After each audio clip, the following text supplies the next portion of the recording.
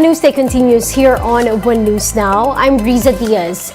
The National Electrification Administration says the power crisis in Occidental Mindoro has been resolved. In a press conference, NEA Chief Antonio Almeda confirmed that all power plants of the Occidental Mindoro Consolidated Power Corporation are now running.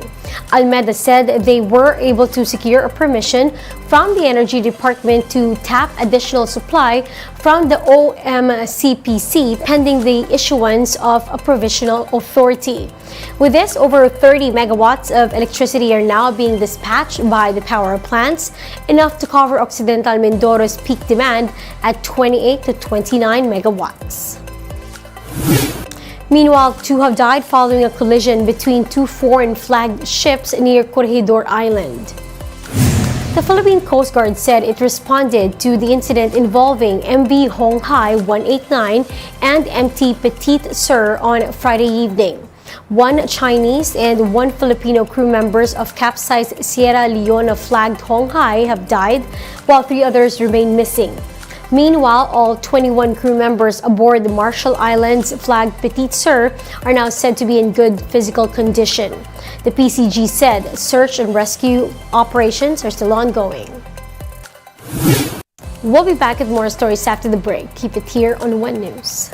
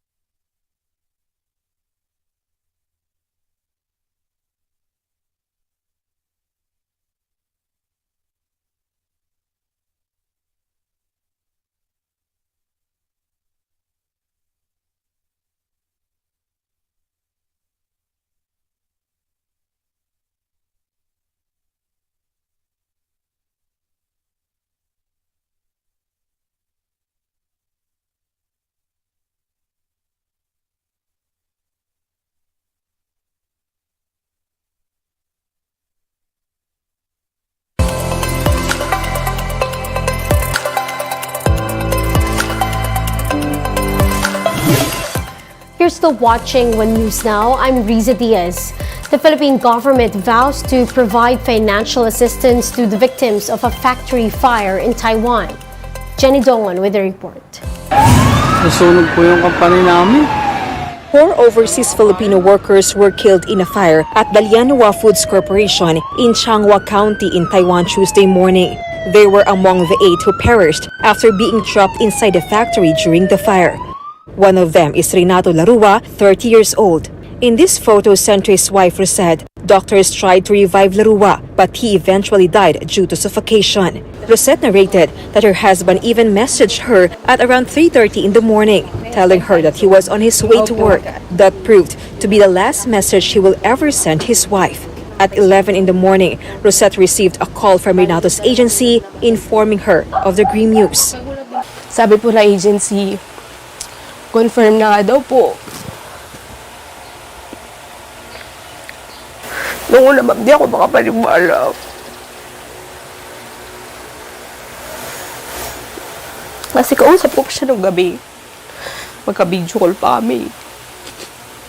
This is even more devastating as she is 8 months pregnant with her second child.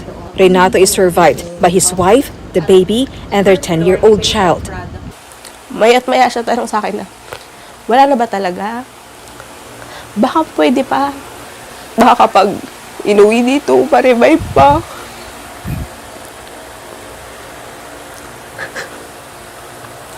Tapos dumating pa siya sa point na, baka pag pinalitan ng puso, mabubuhay. Baka mabuhay yung papa ko. Tapos lagi sinasabi, I want my papa back. Sana hindi na lang siya umalis. Rosette also said that this work contract abroad would have been Renato's last, as he promised that he will stay in the Philippines for good after his 3-year contract. Inawat pa po siya ng panganay namin na, huwag ka na lang umalis pa, dito ka na lang. Sabi niya po, hindi, isa pa, isang ano na lang, alis na lang. Siyempre nga po, mas maganda kasi opportunity sa ibang bansa. Sabi ko, sige, isa na lang. Ganun po yung nangyari.